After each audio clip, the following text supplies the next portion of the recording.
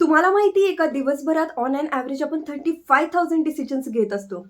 आपल्या आयुष्यामध्ये आपली लाईफ ही चॉईसेसच्या घेऱ्यात अगदी अडकलेली आहे असं म्हटलं तरी खोटं ठरणार नाही. रेड शर्ट की ब्लू शर्ट, iOS का अँड्रॉइड, स्टॉक मार्केट का म्युच्युअल फंड, बिझनेस की जॉब, साऊथ इंडियन का चायनीज. अगदी सकाळी अलार्म वाजल्यावर सुद्धा आत्ता उठू की थोड्या वेळाने उठू, चहा घेऊ की कॉफी घेऊ. याच्या व्यतिरिक्त देखील आपण आपल्या लाईफमध्ये असे काही डिसिजन्स घेत असतो जे आपल्या लाईफवर डीप इम्पॅक्ट पाडतात. थोडक्यात काय, आपण घेतलेल्या डिसिजन्सवरून आपली लाईफ ही झिरोपासून हिरो बनू शकते किंवा हिरोपासून झिरो देखील. याचबद्दल आज आपण आपल्या व्हिडिओमध्ये डिस्कस करणार आहोत की बऱ्याच वेळेला आपल्याला असं का वाटतं की आपण घेतलेले डिसिजन्स हे रॉंग आहेत किंवा अशा कोणत्या टिप्स आहेत जेणेकरून आपली स्वतःची इंडिव्हिज्युअल डिसिजन पॉवर ही बेटर होऊ शकेल. तुम्हाला पण याबद्दल जाणून घ्यायचं असेल, व्हिडिओ शेवटपर्यंत नक्की पाहत राहा. लेट्स फर्स्ट डिस्कस ऑन की बऱ्याच वेळेला आपण आपले घेतलेले डिसिजन्स हे रॉंग का वाटतात. Number 1, knowledge. Most of time आपण घेतलेले डिसिजन्स हे विदाउट नॉलेज असतात, त्यामुळे आपल्याला हे डिसिजन्स रॉंग वाटू शकतात. Number 2, impact. आपण आपले डिसिजन्स घेत असताना त्याचा आपल्या लाईफवर काय इम्पॅक्ट पडणार आहे याचा न विचार करता घेतलेले डिसिजन्स सुद्धा रॉंग वाटू शकतात. Number 3, past. खूप सारे डिसिजन्स आपण आपल्या पास्टमध्ये घडलेल्या चांगल्या किंवा वाईट अनुभवावरून घेत असतो. Number 4, laziness.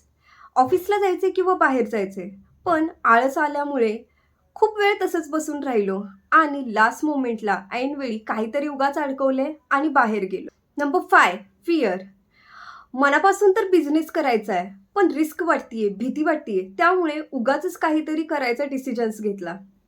स्टेजवर बोलायचंय पण स्टेज डेअरिंग नाहीये, त्यामुळे खालीच बसून राहिलो. Number 6, dependency. बऱ्याच वेळेला आपले डिसिजन्स हे दुसऱ्या लोकांवर अवलंबून असतात. आपण काय करतो, आपले लाईफ पार्टनर काय करतोय, आपले मित्र काय सांगतायत किंवा आपल्या फॅमिलीचं असं म्हणणं आहे, म्हणजे दुसऱ्यांच्या व्हॅलिडेशननुसार आपल्याला डिसिजन्स घेण्याची सवय लागलेली असते. आता दुसऱ्यांकडून एखादा गायडन्स घेण्यामध्ये किंवा त्यांचं मत मागण्यामध्ये काहीही वावगं असं नाहीये, परंतु बऱ्याच वेळेला या गोष्टींकडे आपण लक्ष दिलं पाहिजे की ती व्यक्ती तिच्या सिच्युएशननुसार आपल्याला गाईड करणार आहे. इट्स नॉट नेसेसरी की ती गोष्ट आपल्यासाठी सुद्धा ॲप्लिकेबल असणार आहे. You are the right person to जज युअर ओन सिच्युएशन. त्यामुळे आपल्याला आपली सदसद विवेकबुद्धी जागृत ठेवायची आहे आणि आपल्या आयुष्याचे निर्णय हे आपल्यालाच घ्यायचे आहेत. आत्तापर्यंत आपण आपल्या लाईफमध्ये खूप सारे छोटे मोठे निर्णय घेतलेले आहेत आणि या निर्णयांचा प्रभाव आपल्या आयुष्यावर देखील पडलेला आहे. काही निर्णय घेताना आपण गोंधळलेल्या स्थितीत देखील होतो, मग ते वैयक्तिक आयुष्याशी रिलेटेड असो किंवा करिअर रिलेटेड असो. आपल्यातील बहुतेक जण हे चुकीच्या निर्णयाला इतरांना जबाबदार धरतात. हे धोरण अत्यंत चुकीचं आहे. मी पण अशा चुका केलेल्या आहेत. कसं होतं माहिती आहे का, की आपण जर एखाद्या निर्णयामध्ये अपयशी ठरलो तर आपण त्या निर्णयाची दूषणे दुसऱ्यांना लावतो, परंतु हे अत्यंत दुर्बलतेचे लक्षण आहे. त्यामुळेच स्वतःचे निर्णय स्वतः घ्या आणि स्वतः त्या निर्णयांची जबाबदारी घ्या.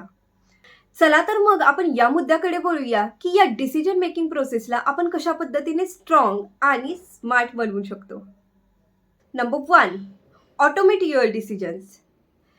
आपण आपल्या लाईफमध्ये बरेच असे डिसिजन्स घेत असतो ज्याचा आपल्या लाईफवर फारसा काही इम्पॅक्ट होत नाही. उदाहरणार्थ, आज आईस्क्रीम कोणते खाऊ, आज सॉन्ग कोणतं ऐकू, इथे बसू की तिथे बसू, यासारखे डिसिजन्स आपण घेतच असतो. पण हे डिसिजन्स घेताना आपल्याला विदिन 5 सेकंड्स घ्यायचे आहे. यामुळे काय होणार आहे, एकतर आपला टाईम सेव्ह होणार आहे आणि दुसरी गोष्ट म्हणजे आपण आपल्या ब्रेनची कंडिशनिंग करत आहोत फास्ट डिसिजन घेण्यासाठी. मार्क झुकरबर्ग, बराक ओबामा हे लोक काय करतात, ते आपल्या डिसिजन्सला ऑटोमेट करतात. सेम कपडे रोज घालतात किंवा यांचे कपडे प्री प्लॅन्ड असतात. कधी काय खायचे हे आठवड्याभराचं नियोजन त्यांचं आधीच झालेलं असतं. असं केल्यामुळे काय होणार आहे, they are saving their own mind energy to take small decisions. Second thing, they are literally saving their time. And third thing, as these decisions are automated, they don't make it wrong. Second thing, less is more. कधी कधी आपण decisions या गोष्टीमुळे सुद्धा घेत नाही की आपल्याला वाटतं की हा डिसिजन घेण्यासाठी आपल्याला 100% नॉलेज नाहीये, परंतु कोणताही डिसिजन घेण्यासाठी 70% इन्फॉर्मेशन ही इनफ आहे, पण ती 70% इन्फॉर्मेशन ही मोस्ट इम्पॉर्टंट असली पाहिजे. कारण बऱ्याच वेळेला असं होतं की more choices, more information and more confusion. Number 3, negative visualization. जर आपल्याला आपल्या लाईफमध्ये एखादा महत्त्वाचा डिसिजन घ्यायचा आहे, आपण विचार केला की हां, हे जर आपण असं केलं तर याचे आउटकम असे असेल. पण सध्याच्या स्थितीमध्ये हे आउटकम खरंच लागू पडतायत का याचा पण विचार केला पाहिजे. उदाहरणार्थ, मला एखादा जॉब स्विच करायचा आहे आणि एखादी इमर्जन्सी आली, त्यामुळे मला जॉब सोडावा लागणार आहे. तर या परिस्थितीत आपण कशा पद्धतीने विचार करू शकतो? या पद्धतीमध्ये आपण असा विचार करू शकतो की सध्याची lay off condition, market down असणारे आणि परत उद्भवणारी कोरोना सिच्युएशन, या वास्तविक गोष्टीचा विचार करता आपण जर स्वतःला जरी टाईम दिला की 6 मंथमध्ये आपल्याला जॉब मिळणार आहे, पण या अनसर्टेनिटीमुळे ही सिच्युएशन आपल्याला कितपत योग्य ठरू शकते? जर यामध्ये तुमचं ॲन्सर असेल येस, आपण सर्व्हाइव्ह करू शकतो किंवा आपल्याला जॉब 100% लागू शकतो, तर तुम्ही नक्की डिसिजन घ्या. परंतु जर या सिच्युएशनमध्ये देखील आपण असा विचार केला की नाही, वर्स्ट केसमध्ये काय होऊ शकतं, तर मी स्वतःला 6 महिन्याचा टाईम दिलेला आहे, पण वर्स्ट केसमध्ये मला 1 इयर पण जॉब लागला नाही किंवा कदाचित हा टाईम स्पॅन 2 इयरपर्यंत पण जाऊ शकतो. तर त्यावेळेला माझे काय प्लॅन्स असले पाहिजे किंवा माझ्या लाईफस्टाईलमध्ये याचा काही इम्पॅक्ट होऊ शकतो का? या परिस्थितीमध्ये जर तुम्हाला क्लॅरिटी येत असेल आणि तुमचं ॲन्सर असेल येस, तर नक्की तुम्ही डिसिजन घेऊ शकता. आणि जर याचा ॲन्सर असेल नो, तर त्या डिसिजनबद्दल तुम्हाला क्लॅरिटी येईल आणि तुम्ही हा डिसिजन घेण्यासाठी पुढे पश्चाताप करणार नाही की आपण एवढा रॉंग डिसिजन कसा काय घेऊ शकतो. सो महत्त्वाचा मुद्दा काय आहे? If you are prepared for the worst, then you are able to make strong and confident decision. Decision making प्रोसेसमध्ये 2 महत्त्वाच्या पण गोष्टी आहेत. एक म्हणजे रोबस्ट इम्पल्सिव्ह डिसिजन्स. जो डिसिजन भावनेच्या भरात किंवा इम्पल्सिव्ह मनाने घेतला जातो तो decision. And second one is mindful decision.